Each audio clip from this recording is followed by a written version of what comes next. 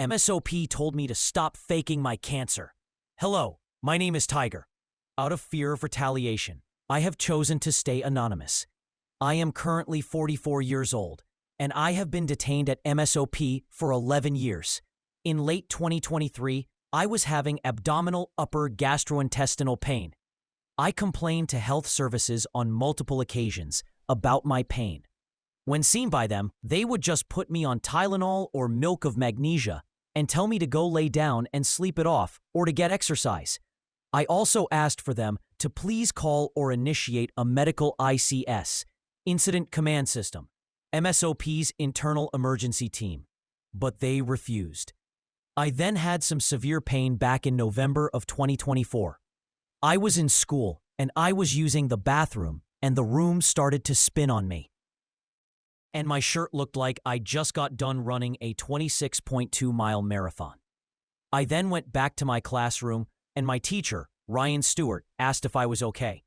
I said no and that I needed help. He then called the ICS for medical and they came and got me. I then went to the health services area and they checked my vitals. And the next thing I know, they were getting the trucks ready for me to be taken to the ER. I got to the ER and they did some testing and gave me something for the pain. Next thing I know, my doctor is having me transferred by paramedics to Essentia Health, St. Mary's in Duluth.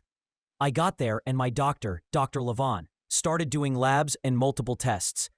I told him that I was scared, that they are just going to send me back to MSOP with the same pain. And he told me, no, we are going to find out what is going on with you. I was there for 1.5 weeks before they found out I had follicular lymphoma cancer. They then referred me to the oncology department and they came up with a plan for me. They then kept me for an additional week so they could get my severe pain under control. I then came back to MSOP and was placed on Nova, the intake unit, on a Thursday night.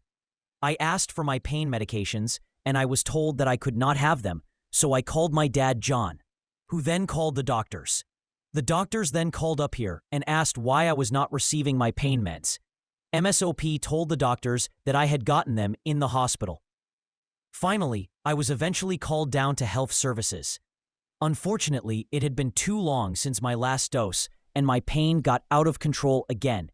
It then took 3 hours to get it back in control. Then on Friday night at 7:30 p.m., I was having severe pain in my stomach area. I could hardly make it out of my bed to push the intercom to get help. They finally answered and I said I needed assistance. Shelby Halverson, the guard, came and asked what I needed. I said I needed help and she claimed that she called health services, but that no one called back. Shelby then came back to my room and told me, stop faking your cancer and your pain and get your fucking ass out of bed and get your meds. I then forced myself, while I was curled over and in severe pain, to walk to health services. I only made it partway down the hallway when I collapsed to the ground, crying in pain. One of my peers and fellow detainees, Alec, saw me and yelled for staff. The staff came running and called the ICS for medical to come. They then took me to health services, where it took another 2 hours to get my pain back in control. I don't appreciate being told by Shelby Halverson that I am faking my cancer, pain, and everything else. I don't feel safe with her being anywhere I am. Shelby is a master manipulator and was purposely allowing me to suffer. I hope and pray this behavior will be addressed.